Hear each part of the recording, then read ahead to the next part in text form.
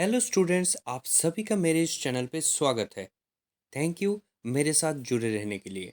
मैं हूं सुमित और मेरे साथ है मेरी स्टूडेंट खुशी। तो चलो, इस वीडियो की शुरुआत हम करेंगे रिसोर्स डेवलपमेंट की नेक्स्ट टॉपिक से, soil erosion and conservation. Hello sir. तो सर, हमारा नेक्स्ट टॉपिक है soil erosion and soil conservation. The denudation of the soil cover and subsequent washing down is described as soil erosion. The processes of soil formation and erosion go on simultaneously, and generally there is a balance between the two. Sometimes this balance is disturbed due to human activities like deforestation, overgrazing, construction, and mining, etc. While natural forces like wind, glacier, and water lead to soil erosion, the running water cuts through the clayey soil, make deep channels as gullies. The land becomes unfit for cultivation and is known as bad land. In the Chambal Basin, such lands are called ravine. Sometimes water flows as a sheet over large areas down a slope. In such cases, the topsoil is washed away. This is known as seed erosion.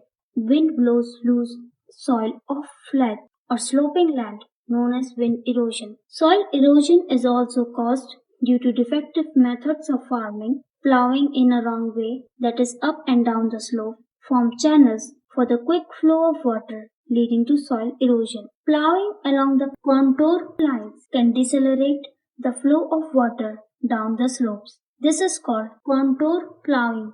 Steps can be cut out on the slopes, making terraces. Terrace cultivation restricts erosion. Western and central Himalayas have well developed terrace farming. Large fields can be divided into strips. Strips of grass are left to grow between the crops. This breaks up the force of the wind. This method is known as strip cropping. Planting lines of trees to create shelter also works in a similar way. Rows of such trees are called shelter belts. These shelter belts have contributed significantly to the stabilization of sand dunes and in stabilizing the desert in western India. Sir, what is soil erosion?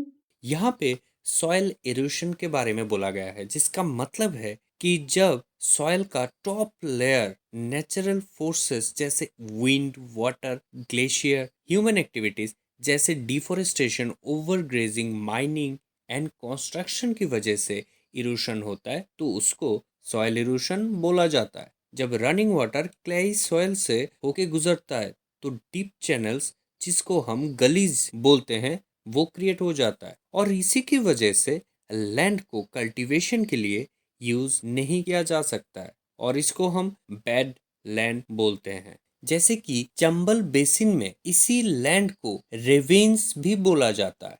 कभी कभी water sheet के जैसे large area पे water flow करने की वजह से top soil पूरा धोके साफ हो जाता है और इसी प्रोसेस को हम शीट एरोशन बोलते हैं। कभी कभी देखा जाता है कि विंड सॉइल को एक से दूसरी प्लेस में मूव करवाता है और उसको हम विंड एरोशन बोलते हैं। अगर फार्मिंग ठीक से ना हो तो सॉइल इरोशन भी हो सकता है। जैसे हम स्लोप्स के ऊपर या नीचे प्लाउइंग करें तो चैनल्स क्रिएट हो जाएगा और वाटर का फ्लो बहुत जल्दी हो जाएगा। यानी अल्टीमेटली हम लोग क्या देखेंगे कि वहाँ पे सॉइल इरोशन हो रहा है।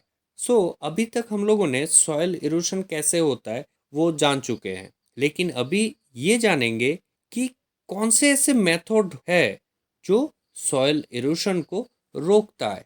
फर्स्ट पॉइंट है कंटूर प्लाउइंग, जिसमें कंटूर लाइंस पे प्लाउइंग किया जाता है और इसी वजह से वाटर का फ्लो कम हो जाता है और सॉइल इरोशन नहीं होता है।